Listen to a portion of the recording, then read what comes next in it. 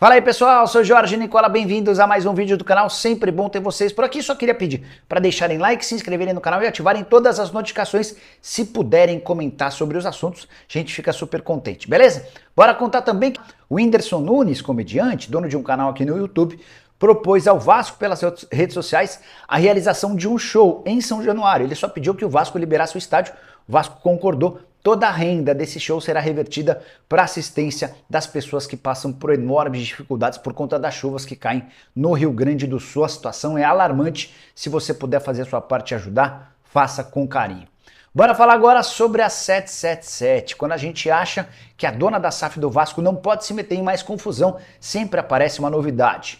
Uma reportagem da Bloomberg, um dos meios de comunicação mais importantes do mundo, afirma que a 777 foi acusada de fraude por pegar 350 milhões de dólares ou 1 bilhão e 700 milhões de reais, dando como garantias fundos que não lhe pertencem ou não existem. Só para vocês entenderem a gravidade do tema.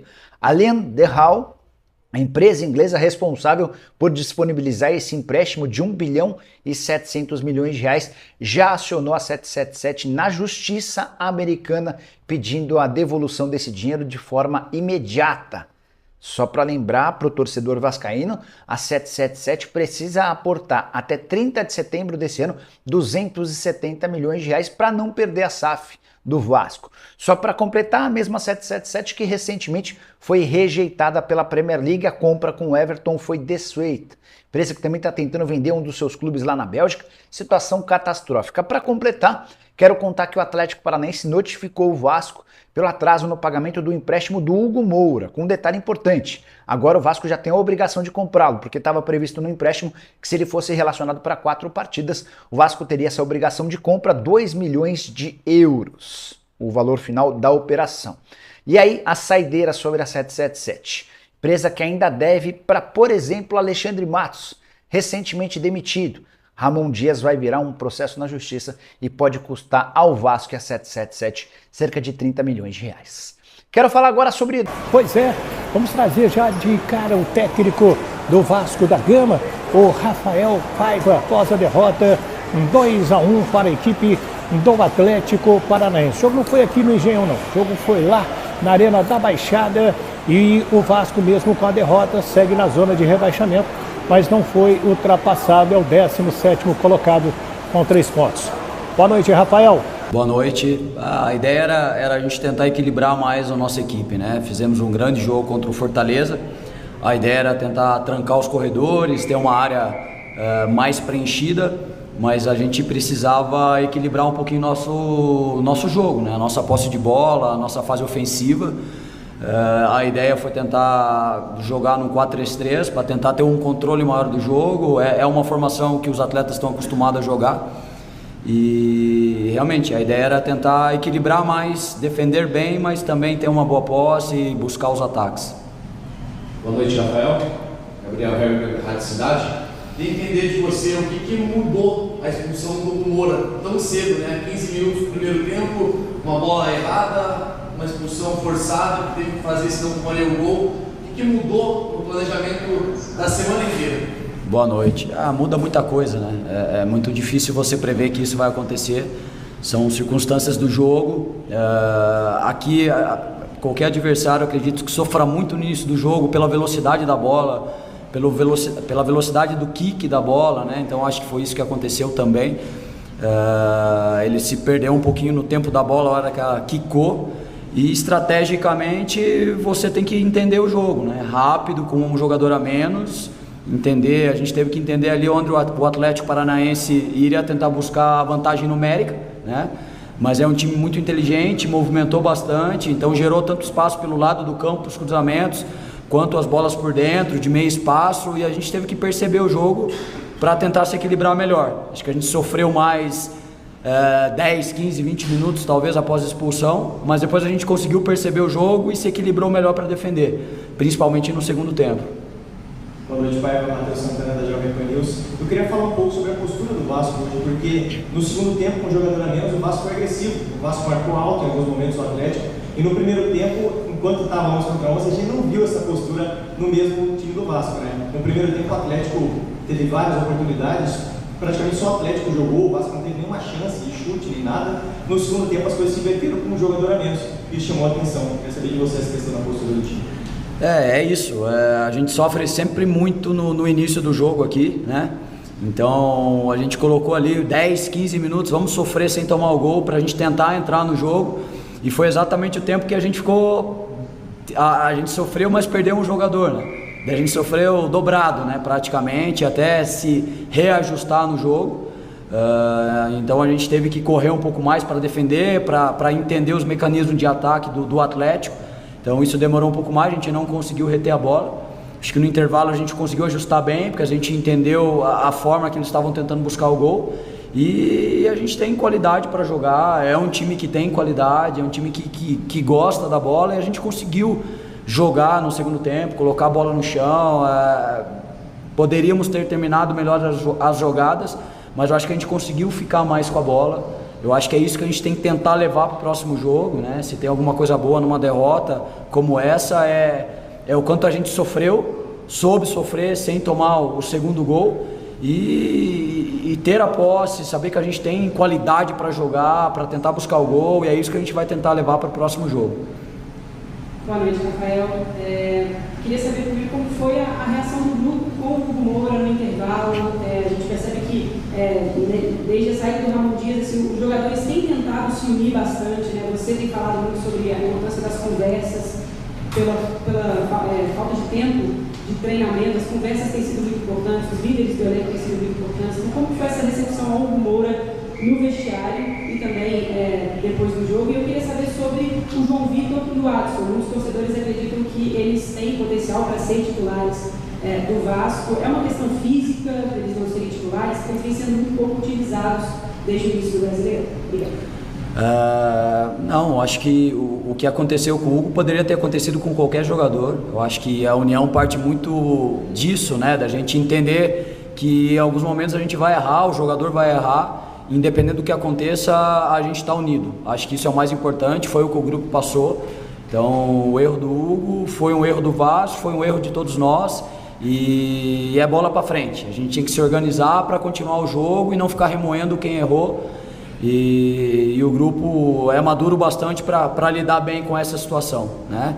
A respeito do Adson e do João, são jogadores importantíssimos, né? O João estava suspenso no jogo contra o Fortaleza, então era um jogador que a gente estava buscando ver onde encaixar. Poderia ter jogado contra o Fortaleza, mas estava suspenso. Adson entrou muito bem, né?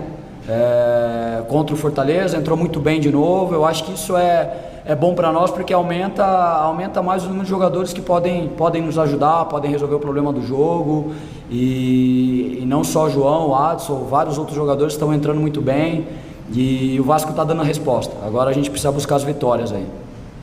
Rafael, boa noite, interior de canal Mais do Vasco. Eu discordo um pouco dessa melhora do Vasco no segundo tempo. Na minha análise, houve uma piora do Atlético, por conta do jogador a mais. O Atlético desacelera e automaticamente tem essa discrepância de performance, né? Mas enfim, queria saber da sua situação com o Vasco contratual. O Vasco está no 8º dia sem a definição de um treinador. Existe alguma movimentação de você ser efetivado ou promovido para o cargo, ou não existe? Existe só um cargo temporário, porque já existe uma procura para o treinador? Eu sempre me coloquei à disposição do Vasco, sou funcionário do Vasco, então o que eles acharem melhor eu vou seguir, vou tentar contribuir da maneira que for possível, né? Isso é uma instância acima da minha, então o que eu tenho que fazer é trabalhar. Se eu tiver no próximo jogo, a gente tem uma semana inteira, né, que a gente não teve até agora, para a gente tentar evoluir, para a gente tentar melhorar, para a gente buscar logo essa vitória.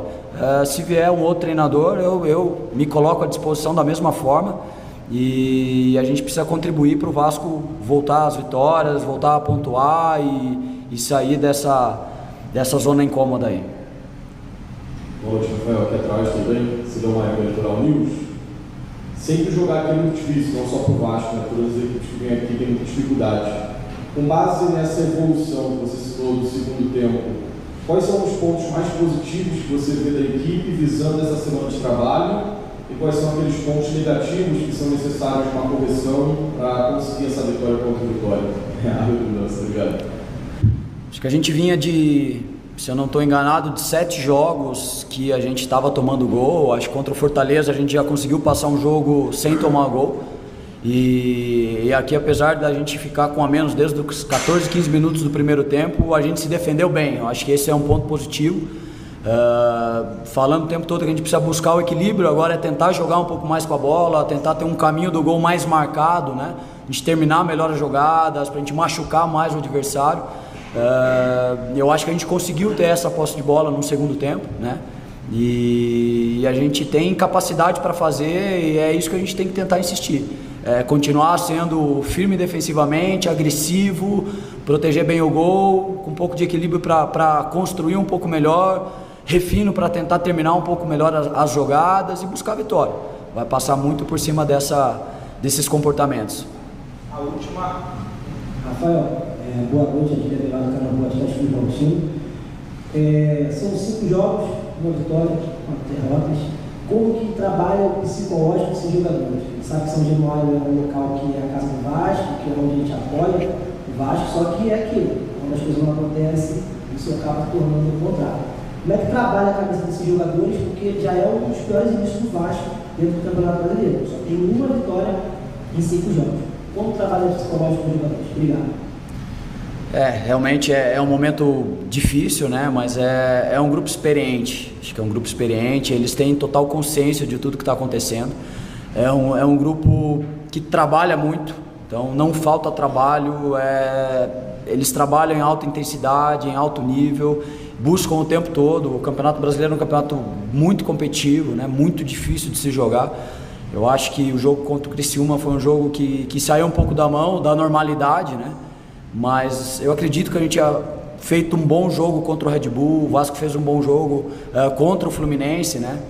Não venceu, isso pesa muito e a gente tem que trabalhar, não tem o que fazer, a gente tem que trabalhar, a gente tem que se organizar, a gente tem que acreditar, a gente tem que dar a resposta contra o Vitória e é isso que a gente vai trabalhar para fazer, para tentar dar a resposta agora, buscar as vitórias de novo, buscar o caminho de novo e temos que ser forte para passar por essa situação difícil. Então o técnico Rafael Paiva, do Vasco da Gama. Próximo jogo é domingo, 11 da manhã, no estádio de São Januário, com o Vitória, chamado jogo de 6 pontos, porque o Vitória também está na zona de rebaixamento. Então é isso aí, Vascaíno. O jogo não foi vitória, foi a derrota aí, mas estamos de pé, tem o próximo jogo domingo. E vamos ir para ganhar. Tá meio complicado sobre o técnico. Muita coisa relevando aí dentro do Vasco que acho que nem o técnico sabe, sei lá, porque tá complicado. Eu achei que nós ia levar esse jogo de hoje, mas é isso aí. Próximo jogo aí, melhor aí para todo jogador. Treino direto e vamos para cima. Porque tá complicado. Mas se inscreve no canal aí, ativa o sininho para ter as notificações, compartilha com todos os vascaínos e deixa aquele like aí para fortalecer o canal, que a gente está precisando muito. Vamos subir.